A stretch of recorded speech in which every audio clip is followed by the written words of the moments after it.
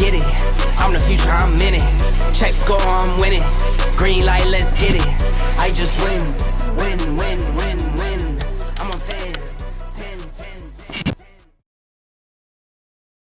Okay, so I've been using the new M4 11-inch iPad Pro for over 72 hours now, and I have some interesting initial thoughts. You see, I'm coming to the new M4 iPad Pro from the 2021 M1 11-inch iPad Pro, and it's not too often that I say this, but I finally feel confident in saying that upgrading to the new iPad Pro this year might actually be worth it. But there are some downsides that you need to be aware of, so let me explain.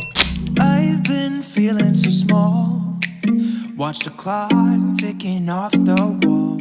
How's it going, everyone? My name is RJ, and this is the new M4 11-inch iPad Pro, specifically in the glossy display variant. I initially bought the nano texture variant falling for the hype, but then I remembered I can achieve a very similar matte-like display experience with a Paperlike screen protector, which ended up saving me around $700 or so. More on Paperlike a bit later in the video. Alright, so in a lot of these reviews that you guys watch on YouTube, sometimes YouTubers will push you to buy the latest and greatest Apple device because they have an underlying financial incentive for themselves. I personally don't have any financial motive behind influencing you guys to buy an iPad, nor would I even consider that to be ethical. As I mentioned earlier, I bought this iPad with my own money, and I'm here to give you guys my honest thoughts on whether or not upgrading this year is actually worth it. So if you value honest reviews and you want to know exactly what you're getting for your hard-earned money, then this is a channel to subscribe to. Let's get started. Now, everyone all over social media is losing their minds by just how thin this new iPad is. I mean, I get it. I wasn't a believer at first, but man, in person, you can really tell the difference between the previous generation. This iPad is so thin that my camera has a hard time focusing on it. It's like a sheet of paper. It's almost thinner than the cover lid on my MacBook Pro, which is absolutely insane. But what does a thinner iPad mean for practicality purposes? Well, for one, it's going to be lighter, making it more portable and easier to handle on a daily basis. The 11-inch model of the M4 iPad Pro weighs in at just about under a pound, so about 0.4 pounds lighter than the previous model. Even the new Magic Keyboard is about 40 grams lighter than the previous iteration. And for my use case, I really dig this new lighter setup. My bag feels lighter, using the iPad on my lap feels lighter, and when I go to bed at night and watch a few YouTube videos, holding the iPad in my hands feels lighter. As someone who frequents coffee shops and cafes, carrying around a lighter iPad setup is much appreciated. Overall, a lighter, more portable iPad Magic Keyboard combo is a big win for a user such as myself. But a lighter, thinner iPad does raise durability concerns. The thinner an object is, the more malleable it becomes. The new 11-inch M4 iPad Pro did fail Jerry Riggs' durability test, but I wouldn't be too concerned. Apple is a $3 trillion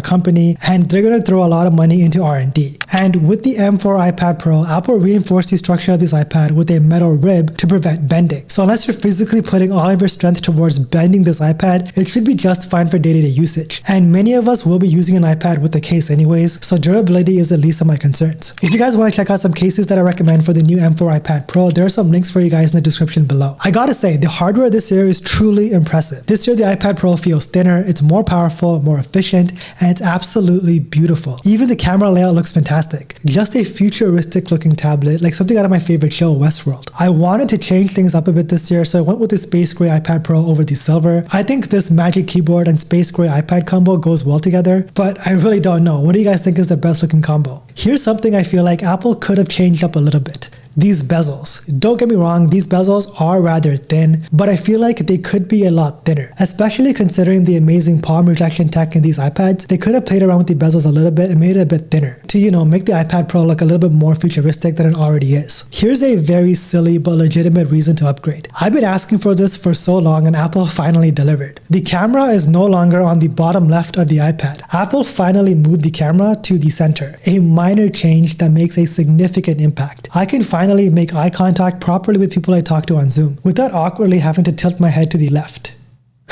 This was really awkward. Apple knocked it out of the park this year with the new Tandem OLED display. Contrary to popular belief, Tandem OLED is not a marketing scheme. You see, in the realm of displays, OLED is the undisputed champion. OLED screens are known for their superior picture quality. Unlike LCDs with a backlight, OLED panels consist of self-emissive pixels that produces light when electricity passes through them. Yeah, I know, OLED is legit, and this is the first time we're experiencing OLED on an iPad. So you're probably scratching your head wondering, okay, so what's so great about Tandem OLED? Well, Tandem OLED refers to multiple panels stacked on top of one another. In the case of the iPad, Apple has stacked 2 OLED panels on top of one another, which combines us to give a full screen brightness of 1000 nits for SDR and 1600 nits for HDR. The first advantage of Tandem OLED is higher full screen brightness. I can easily use this iPad on a bright sunny day and visibility will be just fine. Another advantage is the display now amplifies details and shadows and other poorly lit areas while viewing HDR content. Of course, on top of all of this, the Ultra Retina XDR display on the iPad Pro now produces better contrast, improved viewing angles, and the deepest blacks on any Apple screen.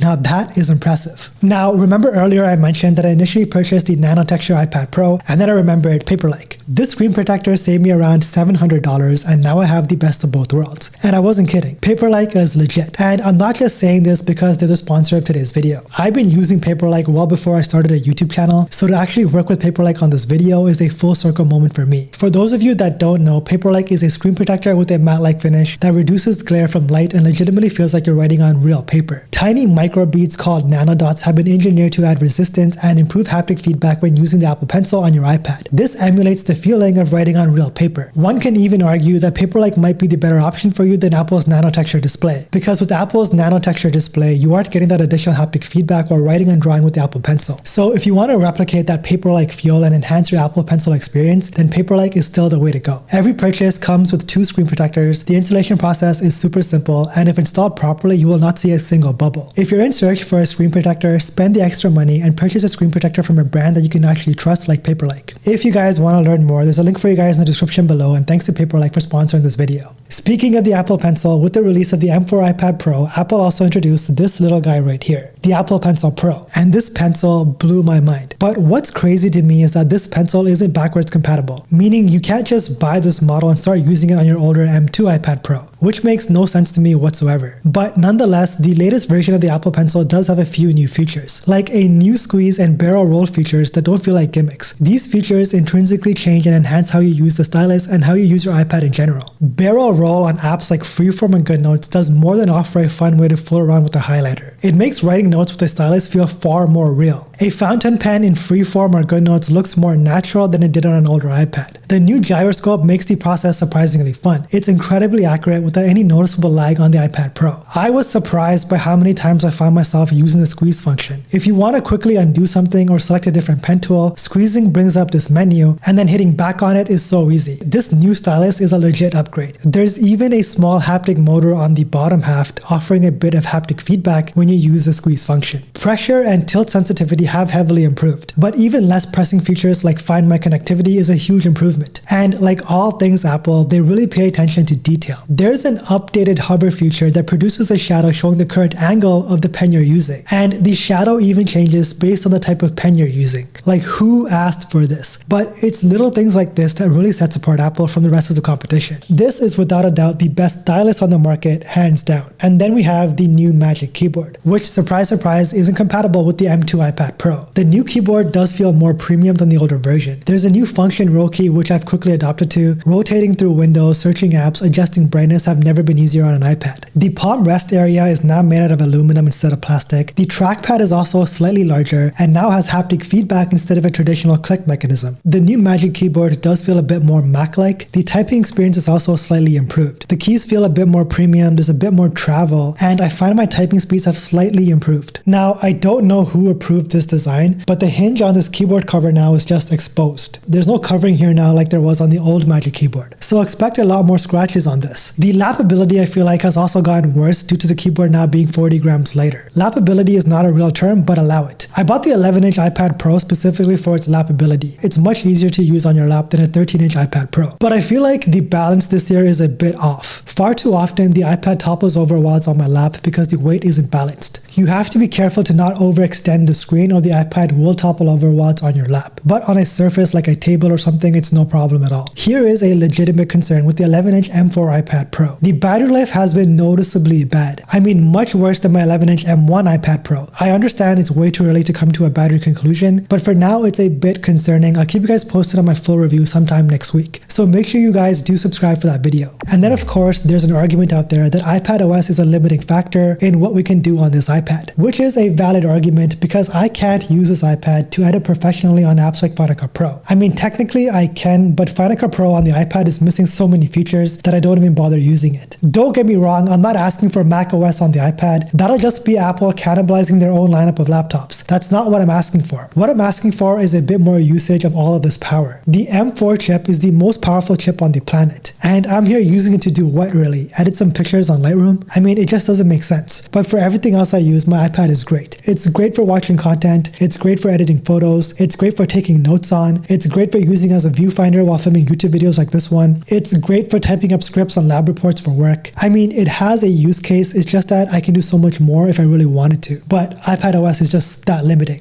But yeah, that's been my experience thus far with the M4 iPad Pro. After watching this video and hearing everything that I said, if it makes sense for you to upgrade your iPad, by all means go ahead. This is a viable upgrade. I think you'll really enjoy it for a lot of reasons listed in this video. And of course, don't forget to grab yourself a Paperlike screen protector. It's definitely worth the investment. Link once again is in the description below. If you guys made it to the end of this video, drop a dolphin emoji down in the comments below. I would love to know who my true supporters are. You guys mean a lot to me and I really do appreciate it. As always, thank you so much for watching, and don't forget to flex with your bendable iPad tech. I'm just kidding.